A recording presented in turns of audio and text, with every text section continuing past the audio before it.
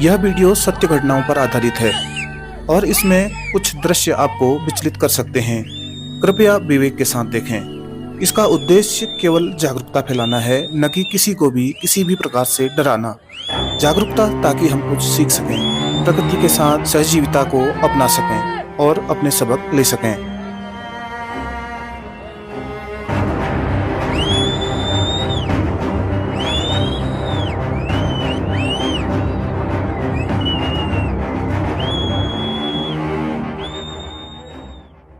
मेरे पीछे की जो जगह आप देख पा रहे हैं, ये अभी बिल्कुल हरी दिखाई दे रही है, मटमैली, धूसर और कीचड़ से लिपटी हुई नहीं, जबकि बहुत सारी जगहें अभी आज कीचड़ में लिपटी और सनी हुई हैं।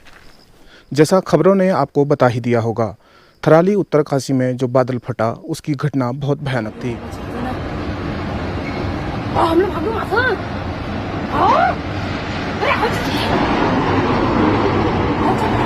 अरे यहाँ तक नहीं आने के यार, मुझे नहीं लग रहा। ये तो दूर तक क्यों नहीं हो?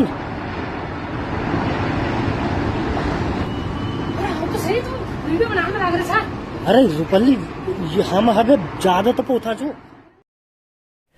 अभिनंदन आप सभी का पहाड़ों की ओर से, जहां ऊंचाई पर गहराइयां मिलती हैं। क्या होटल, क्या घर, क्या बाजार, हर कोई अपने काम में व्यस्त था। लेकिन थोड़ी ही देर बाद सुबह से हो रही छिटपुट बारिश के बीच में ही भयानक गर्जना के साथ आवाज़ें आने लगी और थोड़ी ही देर में ऐसा लगा जैसे आसमान नीचे आ गया होगा और देखते ही देखते पहाड़ का एक हिस्सा पूरी तरह से नीचे आ गया।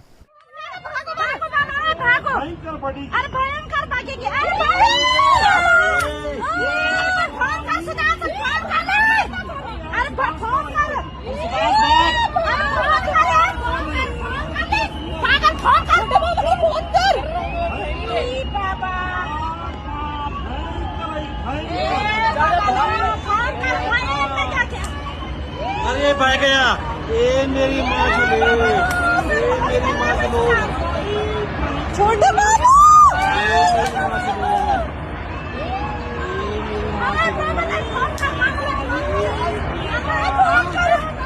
मामा चलेगा सेफ जगह, मामा चलेगा।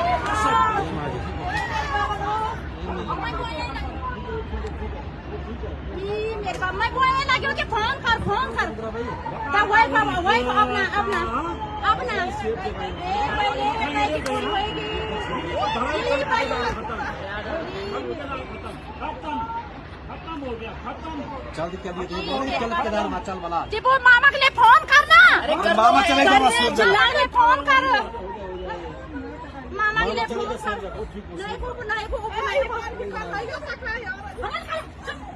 वो मामा चलेगा सेफ जगह।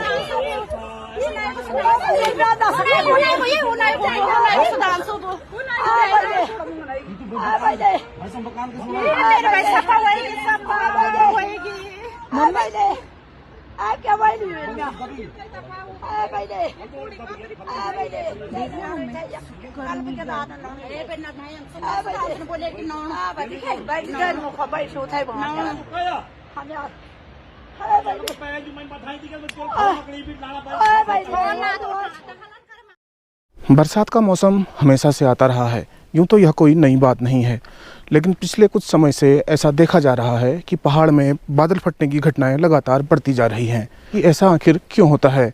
इसके पीछे कौन जिम्मेदार है, प्रकृति या इंसान? बादल क्यों फटते हैं, इसके पीछे तो कुछ वैज्ञानिक कारण हैं और वह प्राकृतिक भी हैं।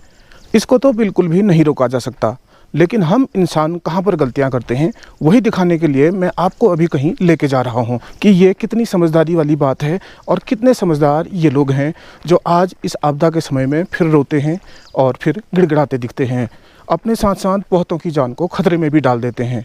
इनके पीछे उनकी दूरदर्शिता दिखाई देती है। हास्यास्पद तौर पर यहाँ अभी मैं जिस जगह खड़ा हूँ, यह एक छोटा सा नाला है। हालांकि इसमें अभी भी पानी उतना नहीं भरा हुआ है, क्योंकि अभी बरसात उतनी तेज़ हुई ही नहीं है। एक दूसरा उदाहरण देखिए, ऊपर पहाड़ों की तरफ से ऊंचाई है और नीचे को आता हुआ यह छोटा सा नाला है जो फिलहाल अभी सूखा हुआ है। यहाँ से रोड पर कलवर्ट भी बना हुआ है और नीचे की तरफ अभी यहाँ पानी का कुछ भी पता नहीं चलता और आसपास लोगों के खेत हैं। उस आदमी के दिमाग को आप क्या कहेंगे जो यहीं पर जस्ट इस नाले के बगल में ही अपना मकान बना दे, होटल बना दे, रेस्टोरेंट बना दे, या उसके साथ ही कोई गेस्ट हाउस बना दे। दूसरे और भी ऐसे बहुत सारे समझदार लोग आपको देखने को यहाँ मिल जाएंगे जो ऐसी ऐसी ख़तरनाक जगहों पर भी घर बना देते हैं जहाँ पर कि नाला है ऑलरेडी, जहाँ से पानी आता है। हालांकि बहुत साल हो गए पानी अब यहाँ से नहीं बहता है। हालांकि बहुत समय पहले कभी बहता रहा होगा, अब नहीं बहता है। इसी चीज़ का फ़ायदा उठाने की कोशिश की जाती है और ऐसे नालों के ठीक बगल में ही, नदियों के ठीक किनारे किनारे ही ऐसे होटल रेस्टोरेंट बनाए जाते हैं, जानबूझ करके अपने आप को और पर्यटकों की जीवन को बिल्कुल ख़तरे के मुंह पर लाकर रख दिया जाता है। यह कहाँ की समझदारी है? आज तक मेरे को कई बार ये सब चीज़ें देखकर आश्चर्य हुआ है। बेशक पहाड़ आपको सुकून देते हैं, लेकिन हमेशा नहीं। और आपने वो कहावत तो सुनी ही होगी कि पहाड़ों पर और हिमालय पर, पहाड़ों की और हिमालय की मर्जी चलती है। वहाँ अपनी मर्जी चला करके कोई फ़ायदा नहीं, क्योंकि ये सिर्फ डराते ही नहीं, अगर ये बेकाबू हो जाए तो जान पर भी बनाती है।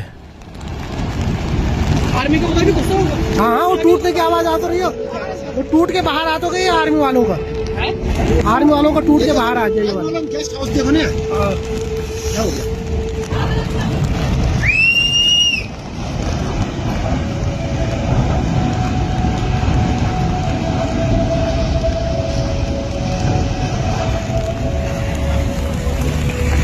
ओ भाई, पत्थर कितने बड़े बड़े देखो तो यार, कितने बड़े बड़े बोल रहे हो। 10 कुंटल क्या है, हजारों कुंटल के हो गए हैं।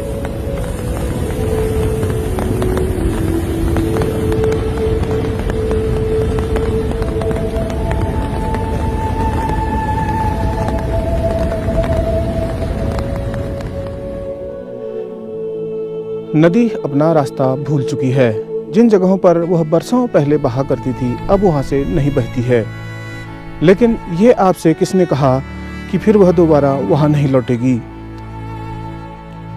वह वहाँ पर ज़रूर लौटेगी। वो उसकी ज़मीन है और जब वह अपना हक मांगेगी तो माफ़ करना, वो मांगेगी नहीं, वो आपसे बिना बताए छीन लेगी। यही सब कुछ हो भी रहा है। मैं तो कई बार हल्द्वानी के रहने वाले लोगों से भी यह बात कहता हूँ। अक्सर जितने भी लोग मुझे मिलते हैं जो वहाँ पर अपना मकान बनाते हैं, मैं उनको कहता हूँ कि उस जगह पर मकान बनाओ जहाँ पर 10 फीट के गड्ढे के दौरान आपको एक भी नदी का गोल पत्थर नहीं मिलता है। और नदी के गोल पत्थर के पीछे क्या राज है, यह भी मैं आपको अभी बताने वाला हूँ। और जहाँ तक भी हल्द्वानी की ज़मीन में गोल चिकने पत्थर मिलते हैं मकान बनाने के दौरान, तो ये आप मान लीजिए कि वो फ्लड प्लेन है। कभी वो डूब का क्षेत्र था जो आज ज़मीन में बदल चुका है, लेकिन नदी कभी भी वहाँ वापस लौट सकती है। तो सबसे बड़ा कसूर उन लोगों का है जो वहाँ पर ऐसी जगह पर जानते समझते हुए भी जाते हैं जहाँ पर उन्हें पता है कि प्रकृति कभी न कभी अपने पुराने रूप में वापस लौट सकती है। वह नदी का रास्ता है, नदी जब भी चाहे अपने पुराने रास्ते पर आ सकती है। तो अंत में अगर बचाव की कुछ बातें मैं आपको बताऊं तो इतना ही कह सकता हूं कि अगर आप पहाड़ों पर ऐसे मौसम पर हैं जबकि बहुत तेज़ बरसात हो रही है, और अगर बारिश में आप ऐसे किसी इलाके में हैं जो नदी के ही नज़दीक पड़ता है, तो नदी के आसपास लगभग 200-500 मीटर तक ठहरने की गलती कभी भी न करें। नदी से हमेशा दूर ही ठहरें। और यह भी देखें क्या जिस जगह पर आप हैं वहाँ पर कोई सूखी रौली, पुराने तरह का नाला जो अब बहता नहीं है, जो अब सूख चुका है, वह तो नहीं है। क्योंकि सूख चुका है इसका मतलब ये कतई नहीं है कि वहाँ पर आज पानी नहीं आएगा। आप सो रहे होंगे, अगर तब पानी आएगा तो फिर कुछ नहीं किया जा सकता। बहुत सारे लोग अगर आप उन वीडियोज़ को देखेंगे तो उसमें भी भागकर बचते हुए दिखाई दिए। पहले तो पहाड़ों पर घूमने का यह कोई अच्छा समय नहीं होता है, और अगर आप इस समय पर पहाड़ पर घूमते भी हैं तो आपको इन बातों का बहुत ही गहराई और बारीकी से निरीक्षण करना चाहिए। तो जागिए इससे पहले कि प्रकृति हमें हमेशा के लिए सुला दे।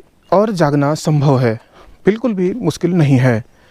जो प्राकृतिक कारण हैं उन्हें तो हम नहीं रोक सकते हैं। हम बादलों के फॉर्मेशन को, बादलों के बनने की प्रक्रिया को नहीं रोक सकते, लेकिन हम यह तो कर ही सकते हैं कि जंगल कम से कम कटें और प्रकृति के साथ हम उसके नियमों को लेकर एक समझौता कर डालें।